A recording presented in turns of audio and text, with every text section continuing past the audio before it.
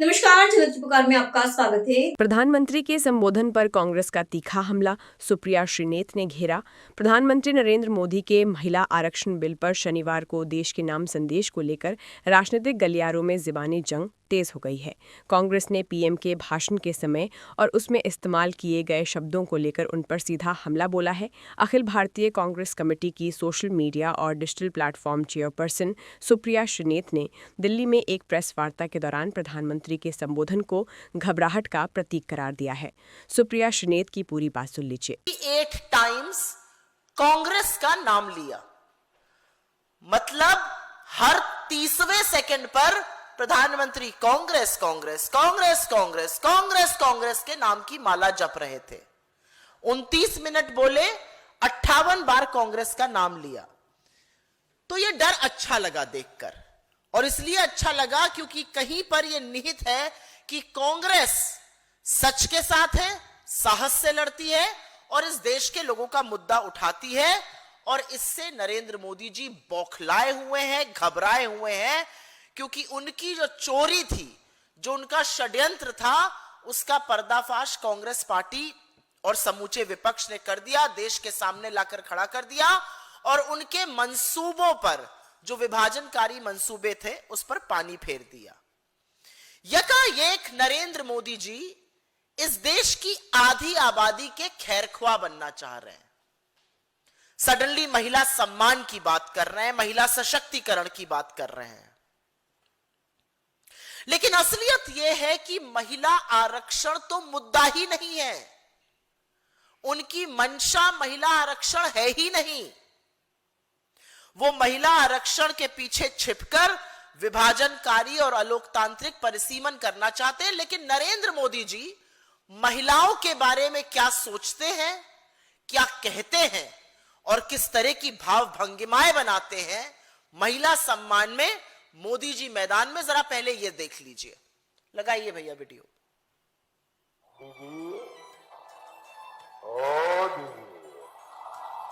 इस देश में कभी किसी ने 50 करोड़ की गर्लफ्रेंड देखी है? 50 करोड़ की गर्लफ्रेंड। रेणुका जी को कुछ मत कीजिए। रामायण सीरियल के बाद ऐसी हंसी सुनने का आज सौभाग्य मिला।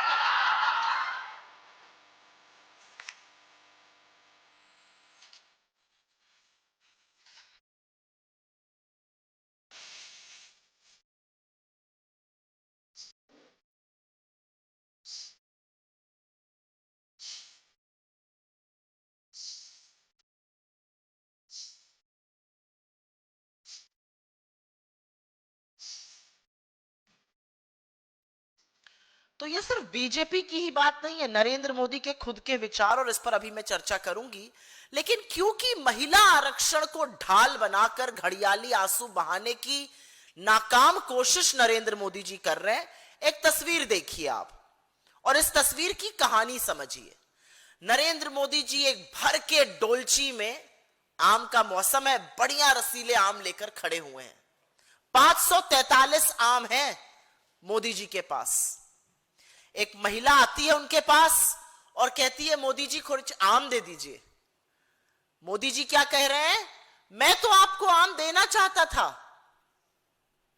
लेकिन जब नई डोलची आएगी तब आपको आम मिलेगा। इस डोलची में से आपको आम नहीं मिलेगा क्योंकि ऑपोजिशन ने मना कर दिया है। पूरी भरी डोलची है 543 की, उससे आम महिलाओं को नहीं देंगे। जब नई डोलची आएगी, जब 9 मन तेल होगा, तब आपको आम मिलेगा। यह असलियत है नरेंद्र मोदी जी की। झुंझुना पकड़ाने की कोशिश है महिलाओं की। आज इस मंच से एक सवाल है। यह सवाल हमारे नेताओं ने किया, नेता प्रतिपक्ष ने किया, हमारे अध्यक्ष ने किया। कल इसी मंच से प्रियंका जी ने यह सवाल उठाया और बार बार यह कहा कि मोदी जी, आप 543 सीट पर महिलाओं को आरक्षण क्यों नहीं दे देते हैं? क्या आपको यह डर है कि पुरुषों की संख्या कम हो जाएगी? क्या आप पुरुषों को बचाने के लिए महिलाओं के साथ यह सौतेला व्यवहार कर रहे हैं? आप क्यों हमारा हक छीन रहे हैं? हमारी पार्टी, पूरा विपक्ष आपसे लगातार कह रहा है, कल लाइए विधेयक, 543 सीटों में 1/3 मतलब 181 सीटें महिलाओं को दीजिए, हम आपको साथ पूरा पूरा देंगे। आप क्यों नहीं दे रहे आरक्षण? आप महिलाओं के आरक्षण का विरोध क्यों कर रहे हैं? आप महिलाओं के आरक्षण में अड़ंगा क्यों बन रहे हैं? और आपको क्या लगता है महिलाएं आपकी चालबाजी नहीं समझ रही हैं? महिलाएं ये नहीं समझ रही हैं कि पुरुषों को बचाने के लिए आप उनके हक से उनको वंचित कर रहे हैं और फिर खुद घड़ियाली आंसू बहाकर स्वांग रच रहे हैं? अगर आप महिला आरक्षण देना चाहते हैं तो कल लाइए विधेयक, सब मिलकर पारित करेंगे। 181 सीटें 543 की लोकसभा में रिजर्व की जाएंगी। तो असलियत तो यह है कि महिला आरक्षण बिल हारा ही नहीं है, वो तो संविधान का हिस्सा है। आप बात को गोल गोल गोल गोल घुमाने में लगे हुए हैं। असलियत यह है कि 2023 का जो महिला आरक्षण, जो नारी वंदन अभिनंदन जो बिल था, वो संविधान का हिस्सा है। 21 सितंबर 2023 को सर्वसम्मति से देश के सदन ने उसको पारित किया है। आपने उसमें कंडीशन लगाई है, वो कंडीशन हटा दीजिए, महिलाओं को उनका हक दीजिए। महिलाओं के आरक्षण में रोड़ा मत बनिए, महिलाओं के आरक्षण में अड़ंगा मत डालिए, दिखाइए ईमानदारी और दीजिए आरक्षण, जो आप नहीं कर रहे हैं। कितना सिंपल है। आपके पास एक डोलची में 543 आम है, महिलाएं खड़ी है, दे दीजिए उनको 181 आम। जब नई डोलची आएगी, जब नए और ज्यादा आम आएंगे, तब मैं बांटूंगा। क्यों कंडीशन लगा रहे हैं आप? क्यों रोड़ा बन रहे हैं आप? क्यों महिलाओं को उनका हक नहीं दे रहे हैं आप? आपने लेकिन एक बात बिल्कुल सच कही। We can go back to the Congress background. आपने एक बात बिल्कुल सच कही। आपने कल कहा महिला अपना अपमान नहीं भूलती है, और यह आपसे बेहतर कौन जान सकता है? क्योंकि यह सच है। जब जब इस देश में महिलाओं का तिरस्कार हुआ है, आपकी नाक के नीचे हुआ है, उनके साथ अत्याचार हुआ है, उनका शोषण हुआ है, उनका अपमान हुआ है, आपने चुप्पी साधी रही है और आपने खड़े होने का काम परपेट्रेटर ऑफ द क्राइम, जो दरिंदा है, जो हैवानियत करता है, उसके साथ खड़े रहने का काम किया है। आइए गिनाते हैं आपको। मणिपुर की 2 बेटियों को आदमखोरों की भीड़ ने नोचा, आप चुप रहे। हाथरस में एक गुड़िया को 2:30 बजे रात को केरोसिन डालकर जला दिया गया, आप चुप रहे। उन्नाव में आपके एमएलए ने बेटी के साथ सामूहिक बलात्कार किया, उसके परिवार की हत्या की, आप चुप रहे। लखीमपुर में आपके नेता ने निर्वाचित महिला का चीरहरण किया, आप चुप रहे। इस देश की सबसे होनहार बेटियां सड़कों पर घसीटी गईं, जिस छाती पर वो मेडल लेकर आती है उनको बूटों के तले रौंदा गया, आप चुप रहे। बीएचयू में गैंग रेप करने वाले आईटी सेल के बीजेपी के लड़के पकड़े गए, आप चुप रहे। बिल्किस के दोषी जो सजा याफ्ता थे, आपकी परमिशन से जेल से निकले, आपके नेताओं ने उनको तिलक लगाया, माला पहनाई, लड्डू खिलाया, आप चुप रहे। अंकिता भंडारी के साथ जो हैवानियत हुई, पूरा का पूरा उत्तराखंड सड़कों पर उतर आया न्याय की मांग करते हुए। दोषी और आरोपी बीजेपी का नेता और उसका बेटा था, आप चुप रहे। आप किस मुंह से महिला सम्मान की बात करते हैं? आपकी सरकार में एप्स्टीन का गैंग चल रहा है, एप्स्टीन गिरोह के लोग भरे पड़े हैं। उस दरिंदे से संबंध रखने वाले लोग, हरदीप पुरी जैसे लोगों को आप मंत्री पद से हटा नहीं पा रहे हैं। और असलियत तो यह है कि जो डेटा अवेलेबल है, जो चीजें अवेलेबल है पब्लिक स्पेस में, आप खुद उस दरिंदे से सलाह और मशवरा कर रहे थे। उसकी सलाह पर आप अमेरिका गए, उसकी सलाह पर आप इजराइल गए, वहां नाचे गाए, भगवान जाने क्या किया। उसने यह सारा ब्यौरा दिया है, आप चुप रहे। इस देश की महिलाएं सब देखती हैं और सब सुनती हैं और बहुत समझदार हैं। ऐसे थोड़ी देवी का स्वरूप बताई जाती हैं। ये देश की महिलाएं देखती हैं कि आप कैसे चुनावी मंच से खड़े होकर कांग्रेस की शीर्ष नेत्री को, जिसने अपने सुहाग को इस देश पर कुर्बान कर दिया, जो वैधव्य की पीड़ा झेल रही है, उसको आप कांग्रेस की विधवा कहते हैं। इस देश की महिलाएं देखती हैं कैसे आप एक ब्याहता को, और शायद आप वैवाहिक सूत्र की पवित्रता को समझते ही नहीं है। एक ब्याहता को आप 50 करोड़ की गर्लफ्रेंड कहते हैं। कैसे आप एक महिला सांसद की तुलना शूर्पणखा से करते हैं? कैसे आपकी घटिया गंदी सोच है, आप कहते हैं अचार के डब्बे पे महिला की फोटो लगा दो तो अचार बिकने लगेगा। कैसे आप बंगाल जाकर एक चुनी हुई महिला मुख्यमंत्री को हैकल करते हैं, दीदी ओ दीदी। सड़कों पर यह काम कौन लड़के करते हैं मैं यहां कहना भी नहीं चाहती हूं। इस देश की महिलाएं सब देख रही हैं, इस देश की महिलाएं सुन रही हैं कि इस देश का चुना हुआ प्रधानमंत्री चुनावी मंच से मुजरे शब्द का प्रयोग करता है। वो चुनावी मंच से मंगलसूत्र और बेटियों को छीन लेने की बातें करता है। बेटियां छिन जाएंगी, इसका क्या मतलब है? ये कितनी कुत्सित और गंदी सोच है, वो सब समझती हैं। तो जब आपने कहा ना मैं महिलाओं का क्षमा प्रार्थी हूं, आप वाकई महिलाओं के क्षमा प्रार्थी हैं। माफी मांगिए आप इस देश की महिलाओं से, इतनी महिला विरोधी सोच के लिए, इतनी महिला विरोधी बातों के लिए, अपनी चुप्पी के लिए, अपने उस संरक्षण के लिए जो आपने हर बार हैवान को दिया।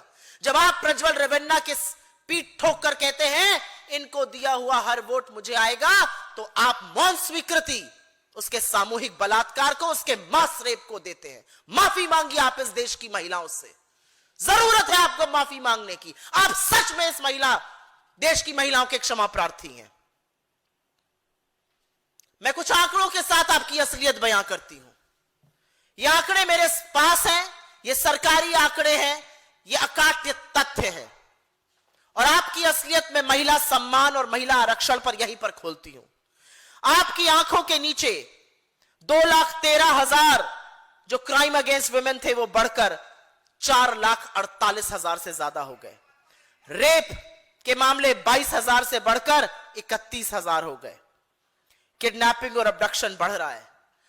आपकी 240 सांसदों में से मात्र 31 महिलाएं हैं, 12.9%, जो इस संसद के एवरेज 13.6% से कम है।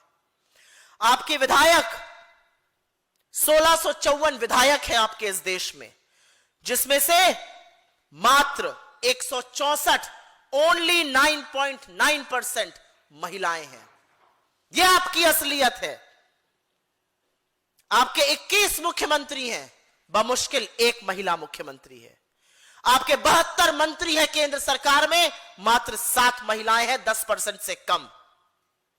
और असलियत यह है कि आपके लॉ मेकर्स में से 5 पर सीरियस रेप के मामले हैं और उनमें से कुछ तो गृह मंत्रालय के छोटे जूनियर मंत्री बने रहे। असलियत यह है कि आपके 54 एमपी और एमएलएज सीरियस क्राइम जिसमें हत्या और बलात्कार के मामले हैं, उनका नाम वहां पर अंकित है। तो महिला सम्मान की और महिला सम्मान के पीछे छिपने का कुत्सित शकुनी चाल आप कतई मत चलिए। यह आपकी असलियत है महिलाओं को लेकर। मैं आपकी झुंझलाहट समझ सकती हूं। पहली बार आपके करियर में आपको मुंह की खानी पड़ी सदन के अंदर। आप एक बिल लाए और 1990 के बाद पहली बार एक संशोधन, संविधान का संशोधन बिल 1990 के बाद पहली बार लोकसभा में गिर गया और 2002 जो पोटा बिल था राज्यसभा में गिरा था, उसके बाद अब यह बिल गिर गया। मैं आपकी झुंझलाहट समझ सकती हूं, लेकिन आपको भी समझना होगा कि आप जब जब विभाजनकारी अलोकतांत्रिक काम करेगा, जो आप परिसीमन के माध्यम से करना चाह रहे थे, जो आप जातिगत जनगणना से बचकर करना चाह रहे थे, आपको समूचा विपक्ष ऐसे ही हराएगा, क्योंकि यही ये देश चाहता है। आप पानी पी पी कर कांग्रेस को कोस रहे थे। 58 बार आपने कांग्रेस का नाम लिया। मुझे तो लग रहा था कि अगर मोदी जी के पास कांग्रेस पर बोलने को ना हो तो बेचारे बोलेंगे क्या। सदन में तो कांग्रेस के नाम की माला जपते हैं, चुनावी मंच पर तो सिर्फ कांग्रेस ही को याद करते हैं, और राष्ट्र के नाम संदेश देने जब आप आए तो उसमें भी आप कांग्रेस को ही गरिया रहे। मतलब कांग्रेस को जब आप पानी पी पी कर बोल रहे थे तो शायद आप ये भूल गए कि पंचायती राज में जिन निर्वाचित महिलाओं का आप जिक्र कर रहे हैं वो कांग्रेस पार्टी की देन है, राजीव गांधी जी की देन है। 73वां और 74वां अमेंडमेंट हम लाए, जिससे ग्राम पंचायत, ब्लॉक पंचायतों में, जिला पंचायतों में महिलाओं के लिए 33% आरक्षण हुआ। 15 लाख निर्वाचित महिलाएं, जिनकी संख्या मुझे खुशी है ये कहते हुए आज 40% है। ये कांग्रेस पार्टी की उपलब्धि है। और आपका सच कितना सिया है ये तो सभी लोग जानते हैं। 1989 में राजीव जी लोकल बॉडीज में महिला आरक्षण का बिल पेश करते हैं। सदन में उसके खिलाफ वोट कौन करता है? नरेंद्र मोदी के पुरखे, बीजेपी के दिग्गज नेता लाल कृष्ण आडवाणी जी, अटल बिहारी वाजपेयी जी, जसवंत सिंह जी, राम जेठमलानी जी। यह आपका सच है। आपने कहा और आपके लोग प्रदर्शन कर रहे हैं, कांग्रेस ने क्यों नहीं कर दिया यह बिल? कांग्रेस ने यह बिल किया। 2010 में हमने यह बिल राज्यसभा में, जहां पर हमारे पास नंबर थे, हमने पारित कराया। हमने यह बिल पारित कराया, लेकिन लोकसभा में हमारी घटक दल की सरकार थी, वहां पारित नहीं हो पाया। यह बिल एबियंस में था। इस बिल को आप तुरंत रिवाइव कर सकते थे। राहुल जी ने आपको चिट्ठी लिखी थी। आपके पास 2014 और 19 में प्रचंड बहुमत था। अगर आप महिला आरक्षण ले आते और 543 में महिलाओं को आरक्षण देते तो आज दो लोकसभा 19 और 24 में 33% महिलाएं होती। सारे राज्यों के चुनाव उसके बाद हुए, हर विधानसभा में महिलाएं होती, महिलाओं की तूती बोलती। तो इधर उधर की बात मत कीजिए। असलियत यह है कि महिला आरक्षण मुद्दा नहीं था। और क्योंकि आप महिला आरक्षण पर सच सुनना ही चाहते हैं, तो आपकी कलई थोड़ी और खोलते हैं। आपने यकाएक 3 बिल लिंक करके प्रस्तुत किए। आप महिला आरक्षण के पीछे छिपकर परिसीमन करना चाहते थे। और असलियत यह है कि जो महिला आरक्षण 21 सितंबर 2023 को सर्वसम्मति से पारित हुआ, उसको अधिसूचित करने का काम, नोटिफाई करने का काम आपने 16 अप्रैल 2026 रात को 9:55 पे किया। 30 महीने तक आपने महिला आरक्षण को नोटिफाई तक नहीं किया। यह आपकी सीरियसनेस है, क्योंकि आपकी मंशा ही नहीं थी कभी महिला आरक्षण देने की। यह असलियत है। अगर आपकी मंशा होती तो आप महिलाओं को आरक्षण कब का दे चुके होते और पूरा विपक्ष आपके साथ होता। मैं तो कह रही हूं अभी भी मौका नहीं चूका है। 543 की वो आम की टोकरी लाइए, 181 आम महिलाओं को दीजिए। ये उनका हक है, ये किसी पुरुष का हक वो मार नहीं रही है। इससे पहले कि मैं परिसीमन पर बात करूं, आपकी कलई और खुली। और इसलिए और खुली क्योंकि आपने कोई आम राय नहीं बनाई। 3 चिट्ठियां आपको लिखी गई, 29 अप्रैल के बाद मीटिंग कर लो। लेकिन माय वे और द हाईवे, तुगलकी फरमान आपका, नहीं जी हम तो अभी करेंगे। मुंह की खाई आपने। और महिला आरक्षण नहीं हारा है, मैं फिर कहूंगी आपका परिसीमन जो आप थोपना चाहते थे इस देश पर, वो हारा है। आप कितने पिछड़ी महिलाओं के विरोधी हैं, इस बार ये देश ने वो भी देख लिया। आप अपने आप को किसी भी जाति का कहते रहिए। अरे आप 12 साल से प्रधानमंत्री हैं, उसके पहले 12 साल मुख्यमंत्री थे, उसके पहले विदेशों की यात्रा, America, France, London, Switzerland, Australia, Malaysia, भगवान जाने कहां कहां घूमते थे। अब यह अलग बात है कि उस समय आप कहते थे कि मैं बड़ा गरीब था। ईश्वर देश में सबको ऐसी गुर्बत दे कि अमेरिका में बैठकर मैं अपनी कहानी सुनाऊं कि मैं कितना गरीब था। तो आपने तो सत्ता का खूब सुख भोगा है, खूब सुख भोगा है। चकाचक 15 लाख का सूट पहना है, अपना नाम का कड़ा हुआ, मोबला का पेन, प्राडा के चश्मे। अरे आपने क्या सुख नहीं भोगा। पिछड़ी जाति की महिलाओं से आपको क्या बैर है? यह सच है कि अगर महिला आरक्षण की बात कास्ट सेंसस के बाद होगी तो पिछड़ी महिलाओं को आपको नाक रगड़ के आरक्षण देना पड़ेगा। देख लीजिए ना तेलंगाना और बिहार के कास्ट सर्वे के आंकड़े, 70-75% ओबीसी पॉपुलेशन है। कैसे आप उनको नहीं दीजिएगा? और असलियत यह भी है कि आपने कास्ट सेंसस भी बड़ी मजबूरी में माना। आप मानना थोड़ी चाहते थे। क्या यह सच नहीं है कि सितंबर 2021 में आपकी सरकार ने लिखित एफिडेविट में सुप्रीम कोर्ट को बताया कि कोई कास्ट सेंसस का प्लान नहीं है?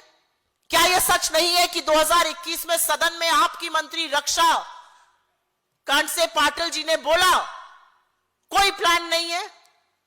क्या यह सच नहीं है कि 2024 के चुनाव के दौरान जब आप धड़ाधड़ टीवी पर इंटरव्यू देकर अपने मन की बात कर रहे थे और इधर से आपसे सवाल ही नहीं पूछे जा रहे थे, आप आम कैसे काटते हैं, खाते हैं, चूस कर या काट कर, टॉनिक वगैरह लेते हैं कि नहीं, जब आपसे ऐसे सवाल पूछे जा रहे थे, उस एक इंटरव्यू में आपने 25 अप्रैल 2024 को कहा जातिगत जनगणना की कांग्रेस की मांग अर्बन नक्सल का सबूत है। और फिर 28 अप्रैल को भला हो राहुल गांधी जी का और कांग्रेस पार्टी का, आपको नाक रगड़ के 28 अप्रैल 2025 ठीक एक साल बाद आपको जातिगत जनगणना की मांग माननी पड़ी और अब जनगणना हो रही है। तो आ जाने दीजिए ना आंकड़े, आप ही के मंत्री कह रहे हैं ये सब डिजिटल है, जल्दी जल्दी आएगा, तो आने दीजिए ना। मार्च 2027 में आंकड़े आ जाएंगे, तब करिए, दीजिए महिलाओं को आरक्षण, पिछड़े वर्ग की महिलाओं को भी आरक्षण दीजिए। उनको आप आरक्षण नहीं देंगे क्योंकि आपको किसी भी महिला को आरक्षण देने की मंशा नहीं है। आपने एक और बात की, आपने एक और झूठ बोला परिसीमन को लेकर। कल आपने बोला हम तो तैयार थे, प्रपोर्शन में सीटें बढ़ती, 50% बढ़ाने वाले थे। यह बात आप टीवी पर कह रहे हैं और अमित शाह रैली में कह रहे हैं। जो कानून आया था उसमें यह बात क्यों नहीं लिखी थी? क्यों नहीं आपने यह बात लिखी? आपसे समझदार लोग इस देश के प्रधानमंत्री बने हैं, उन्होंने माना कि इस बात को मत कुरे दिए। मैं एक आंकड़े के साथ आपको बता देती हूं, 50% भी बढ़ेगा तो क्या होगा? केरला की 20 सीटें हैं, उत्तर प्रदेश की 80 हैं। अभी केरला और उत्तर प्रदेश में 60 सीटों का अंतर है। 50% जो कानून का हिस्सा नहीं है, आप कह रहे हैं केरला की 30 हो जाएंगी, उत्तर प्रदेश की 120 हो जाएंगी, 60 का अंतर बढ़ के 90 हो जाएगा। इसीलिए प्रोपोर्शनेट रिप्रेजेंटेशन साउथ का 24.3% से घटकर 20% के आसपास आ जाएगा। और इसीलिए नॉर्थ ईस्टर्न स्टेट्स, छोटे राज्य, साउथ के दक्षिण के जो राज्य थे वो आशंकित थे, भयभीत थे और वो नहीं चाहते थे कि इस तरह का सौतेला व्यवहार उनके साथ हो। आपने कहा हमारी बात मान लेते। आपकी कौन सी बात मान लेते? आपने तो गारंटी दी थी ना 15 लाख बैंक अकाउंट में डालने की, सब लोग इंतजार कर रहे हैं। आपकी गारंटी थी ना 2 करोड़ रोजगार हर साल बनेंगे, बेरोजगारों पर आप लाठी चला रहे हैं। आपने गारंटी दी थी ना कि 100 स्मार्ट सिटी बनेंगी, एक नहीं बनी। आपने गारंटी दी थी ना कि रुपया और डॉलर एक पर आ जाएगा, रुपया को 95 पहुंचा दिया, शतक लगवाने वाले हैं। आपने गारंटी दी थी ना कि पेट्रोल 40 पर बिकेगा, शतक लगवा दिया। आप तो किसानों की आय दुगनी करने की गारंटी देकर बैठे हुए 2022 में, अभी तक नहीं हुई, 4 साल बीत गए। किसानों को अपने हाल पर छोड़ने का, जिस तरह से प्रदर्शन में 750 किसानों की मौत हुई, उसके जिम्मेदार आप हैं। तो आपकी किस गारंटी पर भरोसा किया जाए? एक बड़ा विरोधाभास दिख रहा है। आप महिला आरक्षण के पीछे छिपकर अपने लोगों से प्रदर्शन करा रहे हैं, सरकार प्रदर्शन कर रही है, बहुत बढ़िया। तो जब ये सरकार प्रदर्शन कर रही है तो सवाल तो ये भी उठेगा ना, सुनने में आ रहा है आप घर घर जाकर बताइएगा। मैं चाहती हूं कि आप घर घर जाइए, आप जाइए घर घर, क्योंकि इस देश की महिलाएं आपको बताएंगी कि कैसे आपने महंगाई से उनकी कमर तोड़ दी है। इस देश के लोग जो गांव से, जो शहर से गांव जाने को मजबूर हो गए एलपीजी क्राइसिस के चलते, वो बताएंगे आपने उनके साथ क्या किया। इस देश की महिलाएं बताएंगी कि कैसे रसोई गैस मिल नहीं रही, वो वापस चूल्हा फूंक रही हैं। 4-4 हजार में एक सिलेंडर मिल रहा है, ये देश की महिलाएं बताएंगी। आप जाइए, आप जाइए, क्योंकि इस देश की महिलाएं और पुरुष जो 10,000 रुपए रोजगार महीने का कमा रहे और उस पर गुजर बसर करने को मजबूर है। नोएडा में भी कर्मचारियों का प्रदर्शन देखा था, फरीदाबाद, गुड़गांव, देश के तमाम हिस्सों में, जिनकी 10-10, 12-12 साल से तनख्वाह एक पैसा नहीं बढ़ी। 10,000 रुपए में दिल्ली शहर में रहना, व्यक्ति खाएगा क्या और कमाएगा क्या, बचाएगा क्या, ये अपने आप में सवाल है। वो बताएंगे आपको। आप जाइए घर घर। हम चाहते हैं कि आप घर घर जाइए और हम चाहते हैं कि वहां पर आप लोगों की बात सुनिए। अब बात करते हैं कांग्रेस पार्टी की। आपने कहा कांग्रेस नेगेटिव है, कांग्रेस विरोध करती है। जीएसटी कांग्रेस पार्टी लाना चाहती थी, विरोध आप करते थे। खाद्य सुरक्षा बिल हम लाए, विरोध आपने किया। हमारी स्कीमों का नाम बदलकर, नो फ्रिल्स अकाउंट का नाम बदलकर जनधन कर लेना आपका रिफॉर्म नहीं है। आधार हम लाए, आपने उस पर प्रोपेगेंडा करने की कोशिश करी। आपने ऐसा कौन सा रिफॉर्म किया है पिछले 12 सालों में जिससे इस देश का भला हुआ हो? आपने तुगलकी फरमान लगाकर नोटबंदी कर दी, आपने तुगलकी फरमान लगाकर लॉकडाउन लगा दिया, आपने तुगलकी फरमान लगाकर कहा कोई कमी ही नहीं है, देखिए एलपीजी की लाइन में लोग कैसे खड़े हुए हैं। तो सवाल इस बात का है कि आपने ऐसा क्या किया, और कांग्रेस को जब आप कोसते हैं तो यह बात जरूर पूछी जाएगी कि कांग्रेस ने जो ढांचा तैयार किया, जिस महिला आरक्षण की भी आज आप बात करने की कोशिश कर रहे हैं, वो कांग्रेस की बनाई हुई नींव पर है। आप कांग्रेस पार्टी को कोसते हैं। और एक सवाल जो पूरा देश पूछ रहा है वो ये है कि 30 महीने बाद मोदी जी को महिला आरक्षण की क्या आन पड़ी? क्यों वो महिलाओं के खैरख्वाह दिखना चाहते हैं?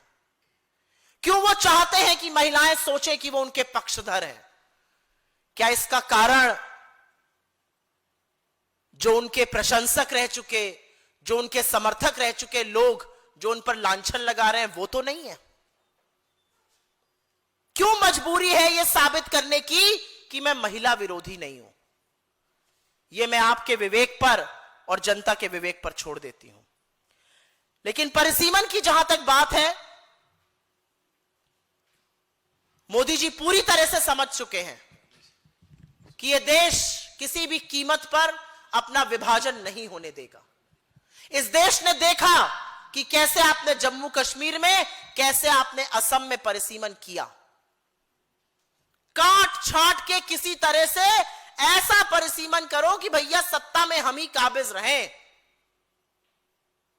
असम में और जम्मू कश्मीर में ऐसी ऐसी लोकसभा क्षेत्र है, कहीं पर 8 लाख वोटर है, कहीं पर 25 लाख वोटर है, कहीं पर 6 असेंबली है लोकसभा में, कहीं पर 12-15 असेंबली है। यह परिसीमन होता है, इसको जेरीमैंडरिंग कहते हैं। और यह जानबूझकर काट छाट कर इधर से जोड़ो, उधर से तोड़ो, उधर से निकालो, यह कोशिश है आपकी यह करने की। और इसलिए यह देश इस पर कतई तैयार नहीं होगा। मैं मोदी जी की एक और बात पर वापस जाना चाहती हूं। जब वो कांग्रेस को कोसते हैं तो वो कोसते कोसते कहते हैं कांग्रेस घुसपैठियों को निकालने का विरोध करती है। नरेंद्र मोदी जी 4 से 14 के बीच में 10 साल कांग्रेस पार्टी ने 88,000 से ज्यादा घुसपैठियों को निकाला। आपका रिकॉर्ड 5,000 है। 12 साल से सत्ता में 5,000 लोगों को निकाला है। और एक बात बताइए, यहां पर आपको कितने घुसपैठिए मिले? बिहार में, दिल्ली में, बंगाल में, असम में कितने घुसपैठिए आपको मिले? आपने कहा कांग्रेस पार्टी एसआईआर का विरोध करती है। बिल्कुल करते हैं, डटकर करते हैं, फख्र के साथ करते हैं, क्योंकि यह देश के लोकतंत्र की दिन दहाड़े हत्या का सवाल है। आप मनमाने ढंग से लोगों के नाम काट रहे हैं, जिनकी पुश्तों को इस देश में दफन कर दिया गया, आप उनके नाम काट रहे हैं। आप जो शादीशुदा महिलाएं हैं उनके नाम काट रहे हैं। तो कांग्रेस कैसे नहीं और क्यों नहीं विरोध करेगी? आप वोट चोरी करेंगे और कांग्रेस मूक दर्शक बनी रहेगी। आंकड़ों के साथ राहुल गांधी जी ने साबित किया है कैसे मधेपुरा से लेकर आलंद और फिर हरियाणा तक, महाराष्ट्र में भी वोट चोरी का काम आपने किया। और एक बड़ी कमाल की बात है, इससे ज्यादा कमाल तो दूसरा कुछ है ही नहीं। मोदी जी ने कल फ्रस्ट्रेट होकर बिल्कुल कहा, कुछ भी करो कांग्रेस पार्टी बवंडर मचा देती है। With all due respect to all of you, पूरा का पूरा मीडिया आपके अंगूठे के नीचे, सारी संस्थाओं पर आपका कब्जा, वोट चोरी में हर तरह की मदद चुनाव आयोग आपकी कर रहा है। और उसके बावजूद, और यह भी नहीं, सोशल मीडिया पर आपसे कोई सवाल पूछ दे, आपको कोई आईना दिखा दे, उनको गिरफ्तार करने का काम आप करेंगे। उसका हैंडल बंद करने का, चैनल बंद करने का काम आप करेंगे, और फिर कांग्रेस बवंडर मचा रही है। मुझे फक्र है कांग्रेस पार्टी पर, और यही हमारा इतिहास है। जब ब्रिटानिया हुकूमत भी हमें इस तरह से प्रताड़ित करती थी, हमारा दमन करती थी, हमने उनको इस देश से खदेड़ कर ही दम लिया। यह दम है कांग्रेस पार्टी का, यह दम है एक एक कांग्रेस कार्यकर्ता का, कि आपके गलत को हम बिल्कुल गलत ठहराएंगे। मैं अंत में सिर्फ एक ही बात कहना चाहती हूं, और यह बात कल से बार बार मन में आ रही है। जो सदन में हुआ, जिस तरह से महिला आरक्षण के पीछे छिपकर नरेंद्र मोदी घड़ियाली आंसू बहाने की कोशिश कर रहे हैं, जो 29 मिनट का भाषण हुआ, महिला आरक्षण मुद्दा ही नहीं है, महिला सम्मान से इनका लेना देना ही नहीं है। एक बात साफ है, अब जब मैं मोदी जी को बोलते हुए देखती हूं या सुनती हूं, तो मुझे एक बहुत थका हुआ, हारा हुआ बुजुर्ग व्यक्ति दिखता है। एक वो व्यक्ति दिखता है जिसको आइडिया ही नहीं है कि उसके पैरों के तले से जमीन कब की खिसक चुकी है, उसका जनाधार से कोई संबंध ही नहीं है। मुझे एक ऐसा व्यक्ति दिखता है, मुझे एक ऐसा व्यक्ति दिखता है जो ऐसे चाटुकारों से घिरा हुआ है जो उसको सच ही नहीं बता पा रहे हैं, जो बता नहीं पा रहे हैं कि जो आप कर रहे हैं वो देश समझ रहा है। ये तो वही बात है, राजा बोला रात है, रानी बोली रात है, और ये सुबह सुबह की बात है। आज नरेंद्र मोदी उस राजा की तरह हैं जिसको कोई सच बता ही नहीं पा रहा है। That's the reality. I will very, very briefly make a statement in English. I saw the Prime Minister speak for 29 minutes while he addressed the nation yesterday. He named the Congress party 58 times, which is once every 30 seconds. I like it. I like it because the Congress stands for the truth, the Congress stands for all the people in this country, and which is why it is very, very important that the Prime Minister remembers that the Congress will checkmate him, will keep him in check, will rein him in. It tells you how frustrated he is. It tells you how miscalculated his gamble and his adventure was. It tells you that Mr. Modi was caught with his hand in the cookie jar because the issue was not of women reservation. The issue was flawed and undemocratic delimitation and his attempt to walk away from the caste census. I'm going to put a picture right behind you. This is a picture. This picture has Mr. Modi, and he has a basket full of 543 mangoes. When a woman walks up to him and asks for mangoes, the Prime Minister says, no, I cannot give you mangoes from this, even though they are kept here. I will first plant this tree. When it will bear mangoes, then I will give you. So when this 543 becomes 850, only then will I give you mangoes. Otherwise, I won't give you mangoes. That's the story. Mr. Narendra Modi himself is the biggest impediment, is stalling women's reservation single-handedly. Because the opposition has said it in absolutely clear terms. Bring women's reservation on 543 Lok Sabha seats tomorrow in the House and we will support you. No if, no but. 543 Lok Sabha seats, we will help you reserve 181 out of them for women. If you are true about it, if you're honest about it, bring it. But he will not. Because this has never been about women's reservation. The reality is that the women's reservation bill that was passed unanimously on the 21st of September 2023 was notified by this government. On the 16th of April 2026 at 9:55 p.m., the debate to amend that amendment had begun, and after that the notification happened. That's the seriousness on women's reservation. And how dare the Prime Minister speak about women's respect? He's the same Prime Minister who calls a married woman 50 crore girlfriend. He's the same prime minister who calls a respected political leader somebody who's bearing the loss of her martyred husband, Congress's widow. He's the same prime minister who goes to Bengal and heckles a democratically elected chief minister. He's the same prime minister who keeps quiet when crime against women happen. He's the same prime minister who says, if you put a picture of a woman on a pickle box, that will sell more. He's the same prime minister who uses the words like Mujra and Mangal Sutra from the stage.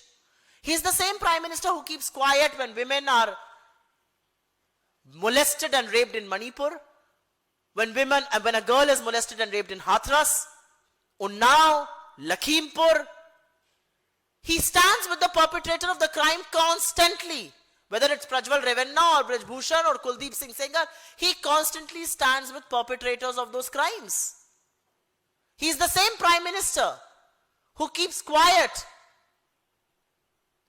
when those who killed and raped in the Bilkis Bano case are released, are felicitated.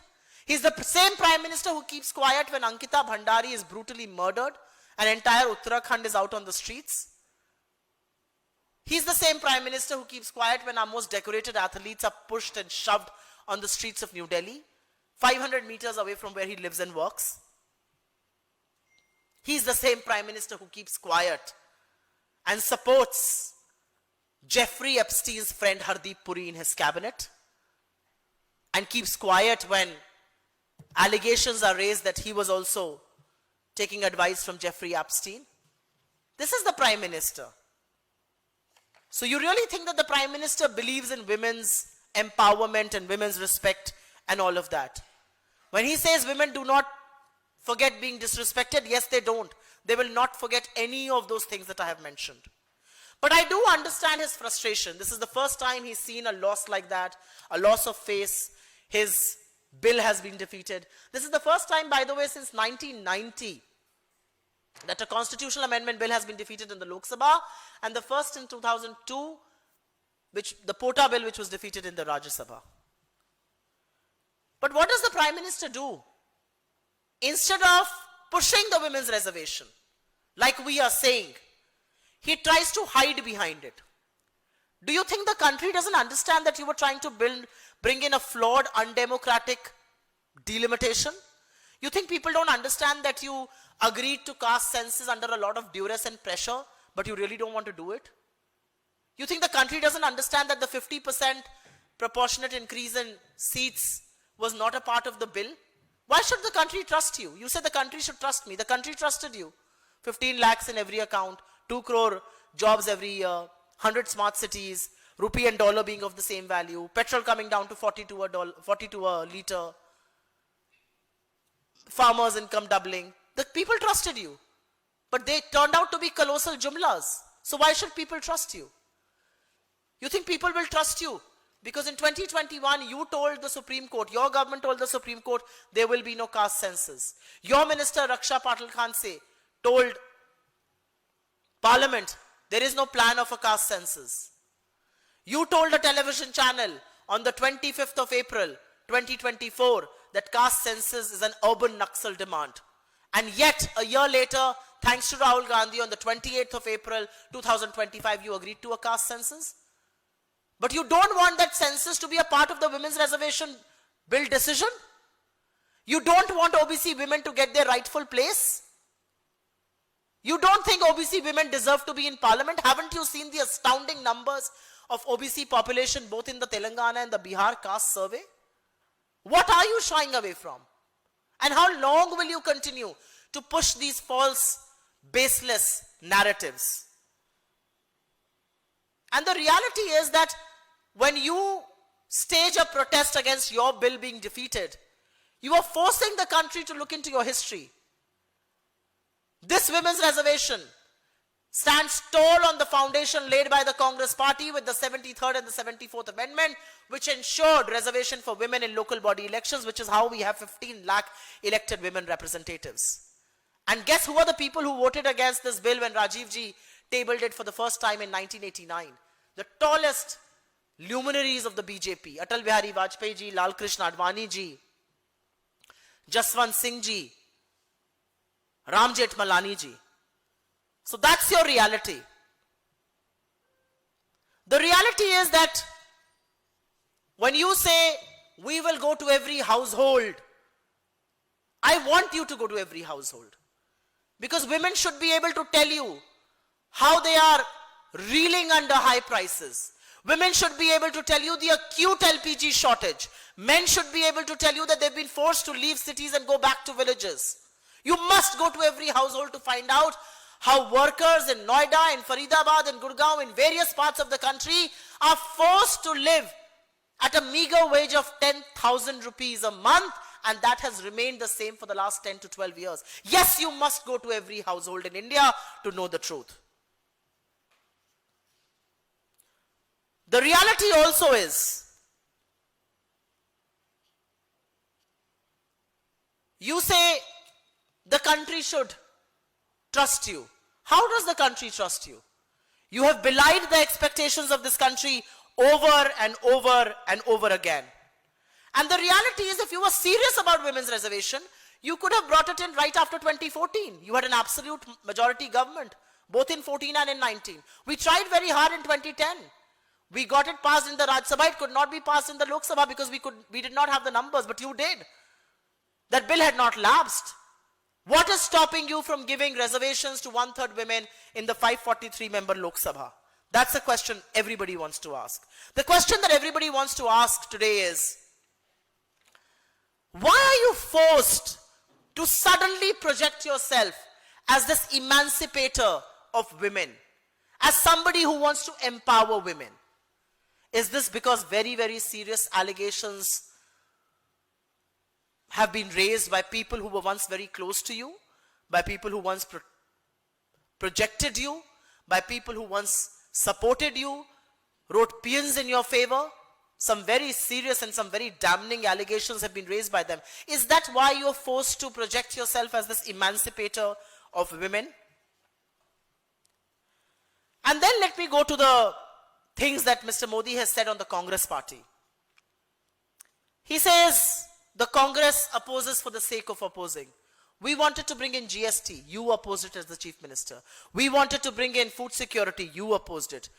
Only by renaming our schemes, the no-frills, zero balance accounts have been renamed Jan Dhan. We brought in Aadhaar. You want to take credit for it. In fact, you and your people opposed when computers were being brought into this country by Rajiv ji.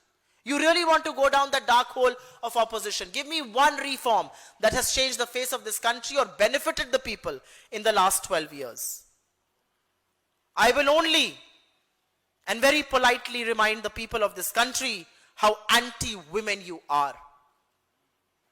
Here is data from NCRB, which talks about crime against women that has increased manifold, rapes against women have increased manifold. And let me give you your own track record. You have 240 members in the Lok Sabha, 31 women. Less than 13%, 12.9 to be precise. 13.6% is the average of this Lok Sabha. You have 1,654 MLAs all across the country, only 164 women MLAs. Less than 9.9%. You have MPs who face serious charges of rape and murder. You have 54 legislators across India, MPs and MLAs, who face grave charges of gang rape and murder. That's your reality. You really want to talk about the Congress party and what we oppose? Yes, we oppose SIR because we will not let you do vote chori. Yes, we oppose the way you are denying people their right, their simple democratic right to vote, and we will oppose it tooth and nail. We have opposed it with data. Rahul ji has put forward before this country, Madhepura, Aland, Haryana, Maharashtra, state after state, how you have systematically gone and eroded the right of people to vote. You want to talk about infiltrators? Let's talk about infiltrators. In the 10 years of our government, between 2004 to 14, we drove away 88,000 infiltrators. How many have you driven away? 5,000. How many infiltrators have you found in Bengal and in Bihar and in Delhi and in wherever else elections happen? So people are sick and tired of your empty promises and jumlas. You think people have not realized the kind of delimitation you tried to do in Assam and in Jammu Kashmir?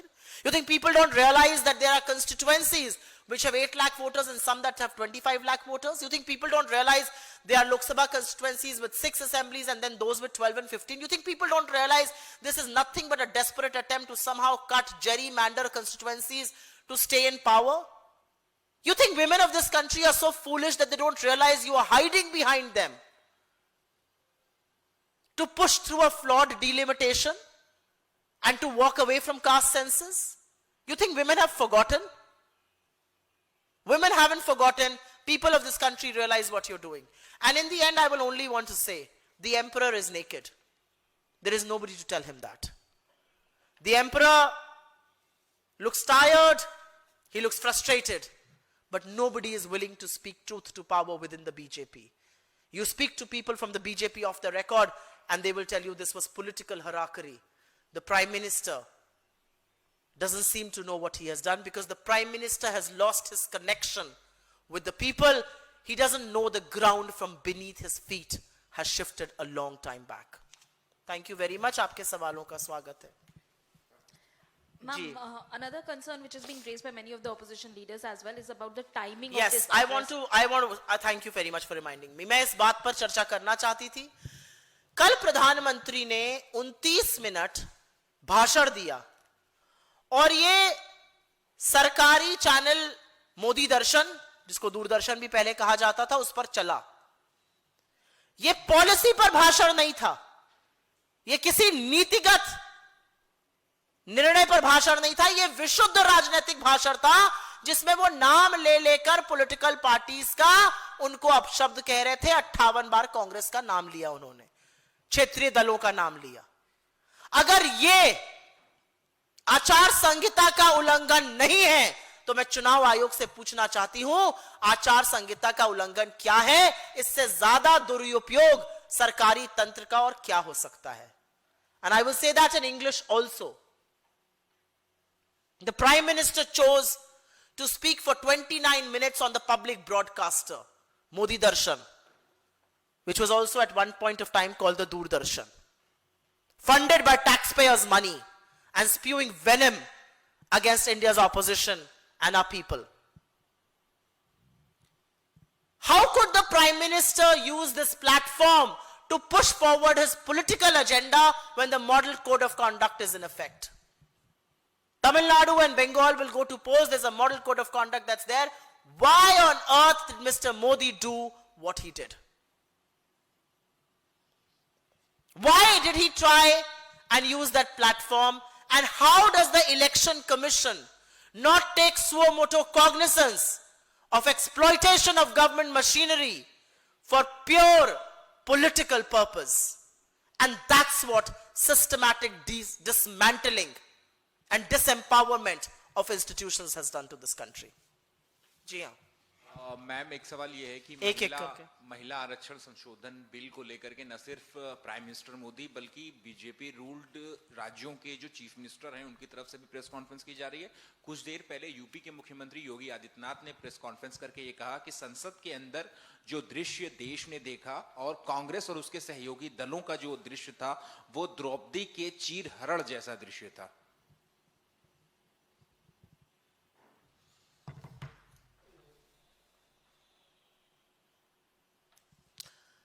Yogi Adityanath ji इस देश के सबसे ज्यादा आबादी वाले सूबे के मुख्यमंत्री हैं.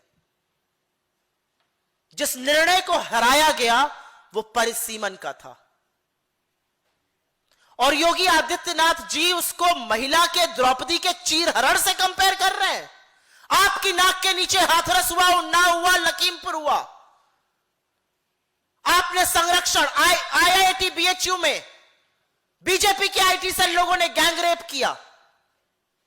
आपने क्या सजा दी इन लोगों को? और मुझे दुख है इस बात का कि योगी आदित्यनाथ जी ने बात कही. मुझे दुख है इस बात का कि नरेंद्र मोदी जी इस देश के प्रधानमंत्री हैं और उन्होंने कल अपने भाषण में 2 बार एक शब्द का प्रयोग किया, भ्रूण हत्या.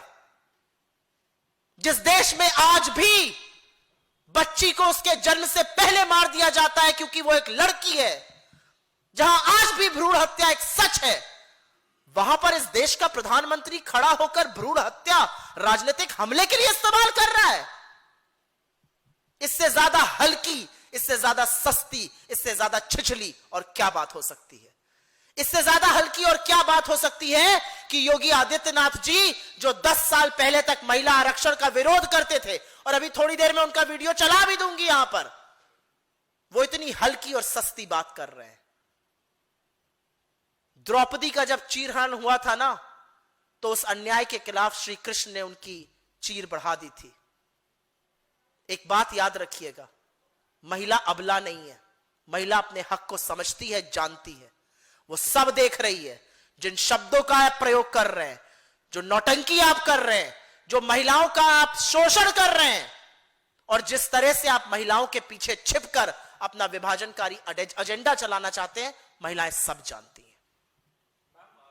I am just looking for that video and I will give it to my team to play it so that people know कि किसने उस वक्त क्या कहा था। जी आप पूछिए सवाल।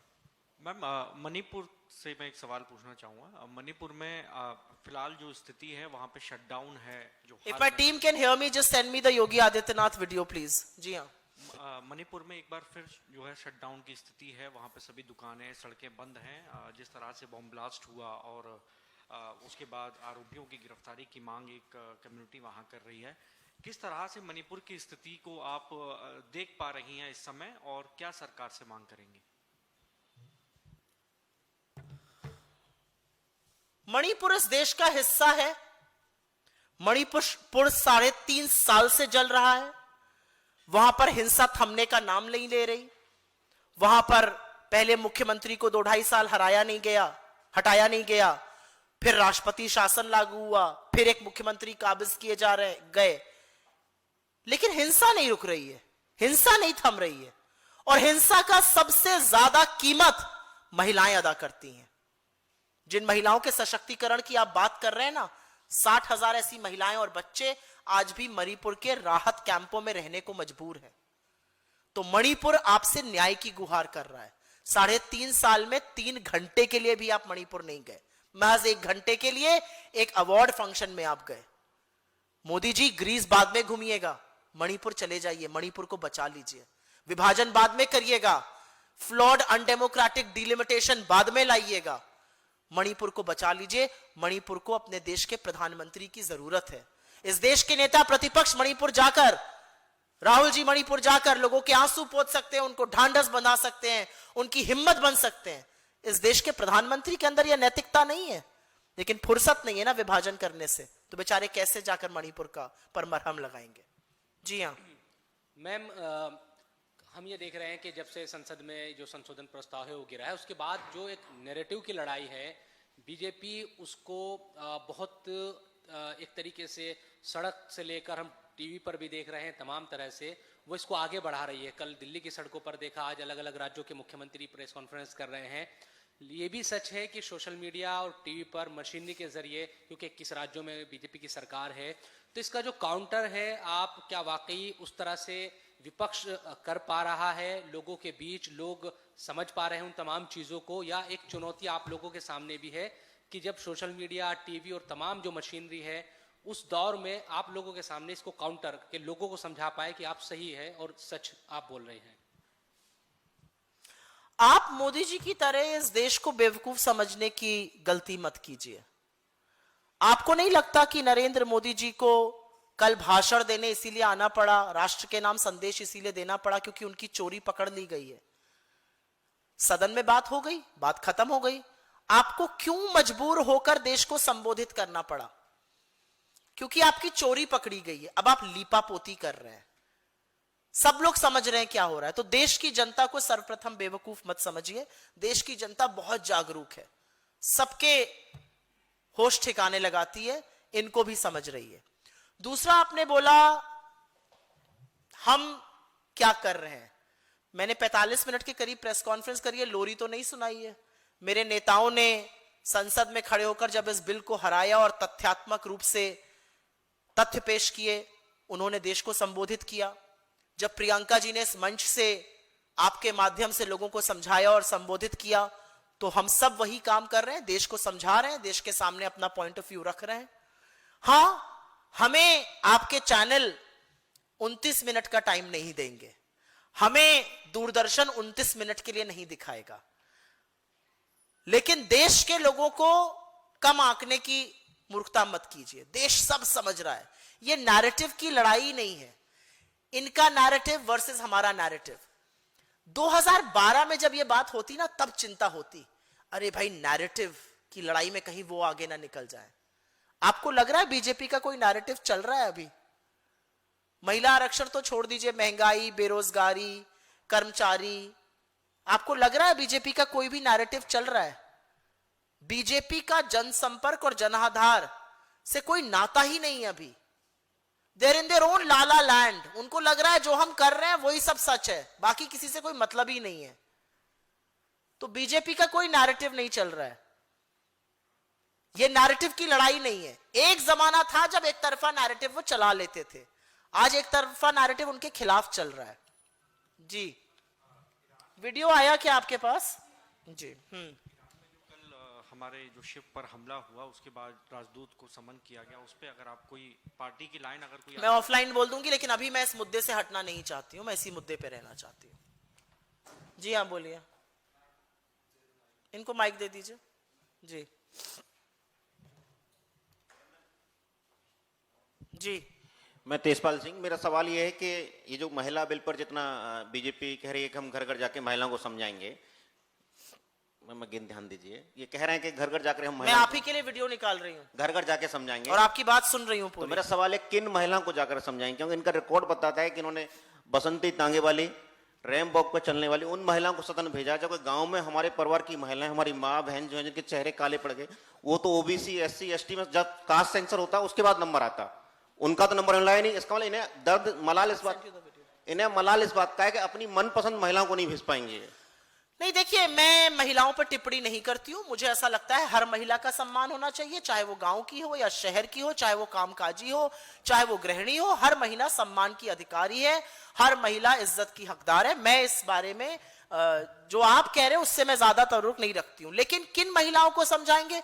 उन महिलाओं को समझाएंगे जो महंगाई की मार झेल रही हैं, उन महिलाओं को समझाएंगे जिनको शहरों और गांवों तक कोई गैस का सिलेंडर नहीं मिल रहा है, उन महिलाओं को समझाएंगे जिनके पति या बेटे घर लौटने को मजबूर हो गए हैं, उनके पास रहने खाने को नहीं है, फैक्ट्रियां बंद हो गई हैं गैस की किल्लत की वजह से।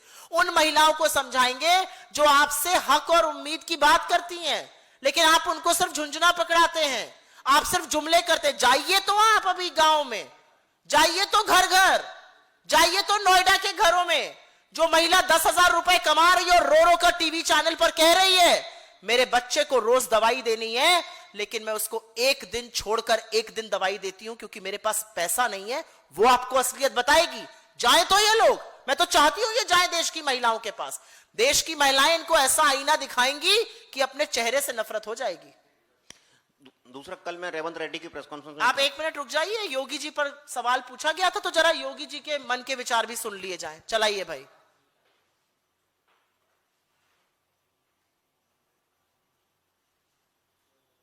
आवाज नहीं है, चलिए आप तब तक सेट करिए, आप सवाल पूछिए।